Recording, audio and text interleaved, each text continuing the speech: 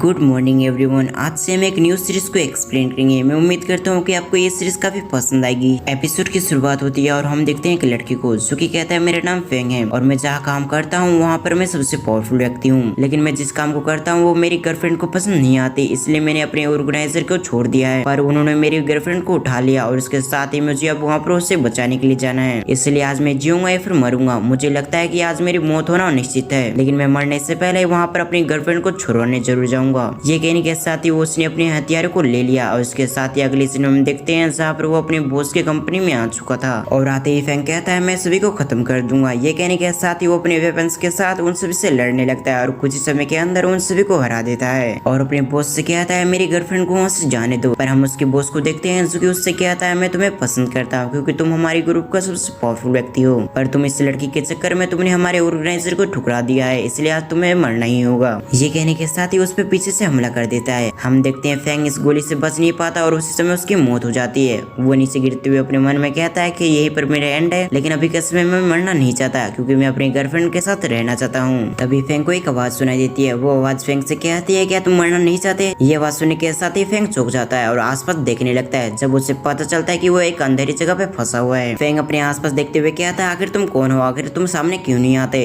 इस बात को सुनने के साथ ही वहाँ पर एक लड़की आने लगती है जो कि वहाँ पर आते हुए कहती है जो हुआंग मिरर सिस्टम में आपका स्वागत है। इसके साथ ही मेरा नाम फीकियान है और मैं इस सिस्टम के ऑफिसर हूँ। इसके साथ ही अगर तुम मेरी बात को मानते हो तो मैं फिर से जिंदा कर सकती हूँ, लेकिन आपको जो हुआंग मिरर के सभी मिशन को कंप्लीट करने होंगे। अगर आप ऐसा करने में असफल होते हैं तो उस समय आपको मार दिया जाएगा और उसके बाद आप कभी भी आप जिंदा नहीं हो सकेंगे। उसकी बातों को सुनने के साथ ही फेंग हैरान हो चुका था। इसके साथ ही साथ वो जानता था कि अब उसके पास एक ही रास्ता है वापस लौटने का, इसलिए उससे कहता है अगर ऐसी बात तो मैं तुम्हारे सारे मिशन कंप्लीट करने के लिए तैयार हूँ, बस तुम किसी तरह मुझे वापस जिंदा कर दो। अभी आवाज सुनने के साथ ही उसे एक बॉडी में रिबॉर्न कर देती है और उससे कहते हैं यहाँ पर जितने भी व्यक्ति उन सभी को मारो, नहीं तो ये तुम्हें मार देंगे। फिर सीन शिफ्ट कर हम कुछ लोगों को देखते हैं जो एक लड़की को मार रहे थे और वो वहाँ पर मारा भी जा चुका था और उसी समय उस बॉडी के अंदर फेंग आ चुका था। फेंग की सोल उसके आते के साथ ही उसके हैंड को रोक लेती है। अभी ये देखने के साथ ही वो व्यक्ति हैरान होते हुए कहता है क्या तुम नहीं मरे थे? उनकी बातों का कोई रिप्लाई ना देते हुए फेंग उन्हें मारने लगता है। इसके साथ ही वो समझ चुके थे कि ये फेंग बहुत ज्यादा पावरफुल बन चुका है। फेंग अकेले उन चारों का सामने करता है, इसके साथ ही 2 इंसानों को मार भी देता है। ये नजारा देखकर बाकी के 2 साथी काफी डर चुके थे क्योंकि वहाँ से भागते हुए कहते हैं आखिर ये व्यक्ति कौन है? और दूसरा व्यक्ति उसे धमकाते हुए कहता है तुम कुछ में इंतजार करना, हमारा संगठन तुम्हें मारने के लिए आएंगे। इधर हम फेंग को देखते हैं जिसकी बॉडी काफी कमजोर थी, इसके साथ ही उसे चक्कर आने लग गए थे। वहाँ पर फेंक के आने के साथ ही उससे कहती है कल्टीवेशन की दुनिया है, यहाँ पर तुम जितना ताकतवर बनोगे उतने ही तुम्हारे लिए काफी अच्छा है। इस बॉडी के रियल ओनर के जितने भी दुश्मन थे तुम्हें उन सभी को खत्म करना होगा। 4 दुश्मनों के अंदर से तुमने 2 दुश्मनों को मार दिया है, इसके साथ ही 2 दुश्मनों को तुम्हें खत्म करना होगा। ये कहकर फेकियान वहाँ से जाने लगती है। ये देखने के साथ ही उससे रुकते हुए उससे कहता है तुम कुछ में इंतजार करो, तुमने इस बॉडी के ओनर के बारे में मुझे कुछ भी नहीं बताया, आखिर ये व्यक्ति कौन है? अभी वह सुनने के साथ ही वो कहती है इस व्यक्ति का कोई भी नहीं है, ये बचपन से अनाथ है, इसके साथ ही इसके कोई भी फ्रेंड्स नहीं है और ये बात तुम्हारे लिए काफी अच्छा है, इससे तुम्हें मिशन कंप्लीट करने में कोई भी परेशानी नहीं होगी। फिर इधर हम फेंग को देखते हैं जो कि अपने मन में कहता है अनाथ, इसके साथ ही वो कहता है मेरी लवर मेरे इंतजार करना, मैं जल्दी आऊंगा तुम्हारे पास। Scene shift programme batting hall के अंदर देखते हैं जहाँ पर वो दोनों व्यक्ति भी आ चुके थे और ये दोनों फेंग के दुश्मन होते हुए हम वहाँ पर देखते हैं। वहाँ पर फेंग भी देख रहा था ये सब कुछ। फेंग अपने मन में कहता है फाइनली ये दोनों यहाँ पर आ चुके हैं, इसके साथ ही मुझे कुछ में इंतजार करना चाहिए, इसके साथ ही मुझे एक एक करके इन दोनों को खत्म करना होगा। फेंग कहता है ये बॉडी काफी पावरफुल है, मेरी ओरिजिनल बॉडी से भी ज्यादा। ये कहने के साथ ही उन दोनों को देखने लगता है। वो देखता है कि वो दोनों एक रूम में जा चुके हैं। इधर वो दोनों व्यक्ति एक दरवाजे के पास आने के साथ ही रुक जाते हैं। इसके साथ ही वो कहते हैं वॉइस हॉल मास्टर जी हमें आपको कुछ रिपोर्ट करना था। ये सुनने के साथ ही दरवाजे के अंदर वाले व्यक्ति कहता है तुम्हें क्या रिपोर्ट करना था, तुम जल्दी करो और यहाँ से निकलो।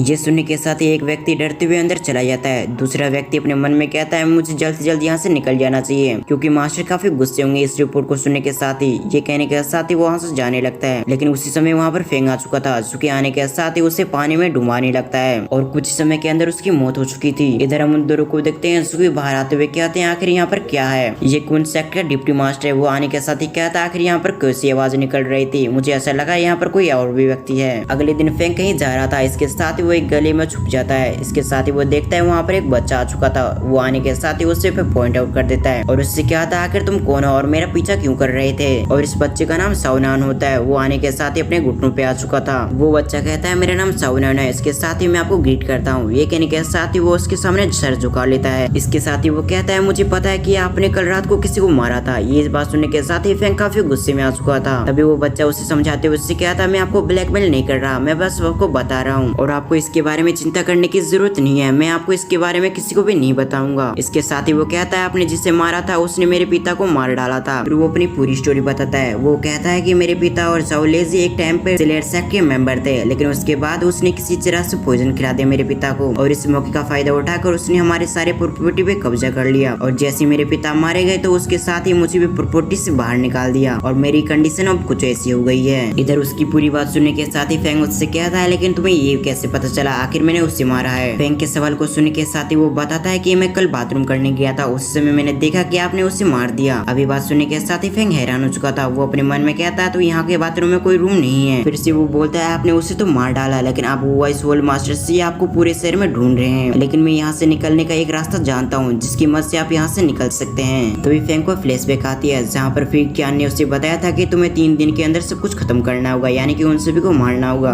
अगर तुम ऐसा करने में नाकामयाब रहते हो तो तुम्हें मार दिया जाएगा। फैंग उससे सवाल करता है, क्या तुम्हें पता है स्लेयर सेक्ट के अंदर कितने सदस्य हैं? इसके साथ ही जाओ लेजी किस रैंक पे था? अभी सुनने के साथ ही वो बच्चा उसे बताता है कि मेरे ख्याल से वो काफी कमजोर था। इसके साथ ही मैं भी उसे हमेशा मारना चाहता था, इसीलिए मैं उसके पीछे करता था ताकि मैं एक समय देख के साथ ही उसे खत्म कर सकूं। फिर वो आगे कहता है, अगर मैं जाओ लेजी को मार देता तो इसके साथ ही उसकी पोजीशन भी मेरी हो जाती है और इसके साथ ही मेरे पास काफी पैसे आ जाते। वो हैरानी से उस बच्चे से सवाल करता है, आखिर तुमने ये क्यों कहा कि जाओ लेजी को मारने के साथ ही उसका पोजीशन तुम्हें मिल जाएगा? क्योंकि यहाँ पर मैं पहली बार आया हूँ, इसलिए मुझे नहीं पता आखिर यहाँ के क्या रूल है। क्या तुम्हें पता है आखिर यहाँ के क्या रूल है? तो तुम मुझे बता सकते हो। जिस पर वो बच्चा कहता है कि स्लेयर सेक्ट में जो भी व्यक्ति जिसे भी हराता है उसकी पोजीशन ले सकता है। अभी सुनने के साथ ही वो फिर से चौंक जाता है। फैंग अपने मन में कहता है, स्लेयर सेक्ट से लड़ना इतना भी आसान नहीं होने वाला। तभी वो बच्चा फैंग से कहता है कि बेहतर होगा कि आप यहाँ से चले जाएं, क्योंकि डिप्टी होल मास्टर से काफी पावरफुल है। इसके साथ ही वो आपको देखने के साथ ही मार देंगे। डिप्टी होल मास्टर से स्लेयर सेक्ट के सबसे पावरफुल पर्सन है, इसके साथ ही वो कल्टिवेटर भी है। उस लड़की की ऐसी बातें सुनने के साथ ही वो उससे कहता है, ठीक है फिर मैं यहाँ से चलता हूँ, मैं यहाँ से जा रहा हूँ। ये बात सुनने के साथ ही वो बच्चा उससे कहता है, तुम अपना ख्याल रखना, क्योंकि यहाँ पर जगह जगह पे तुम्हारे पोस्टर बने हुए हैं। इसके साथ ही वो सभी ढूंढ रहे हैं। अगले सीन में हम एक व्यक्ति को देखते हैं जो कि एक पोस्टर को फैंग से मिला रहा था। वो कहता है, ये व्यक्ति वो नहीं है। फैंग अपने मन में कहता है, मेरे पास काफी कम समय बचा हुआ है, इसलिए मुझे आखिरी व्यक्ति को भी जल्द से जल्द ढूंढना होगा। इसके साथ ही मुझे उसे खत्म करना होगा ताकि मेरा मिशन कंप्लीट हो सके।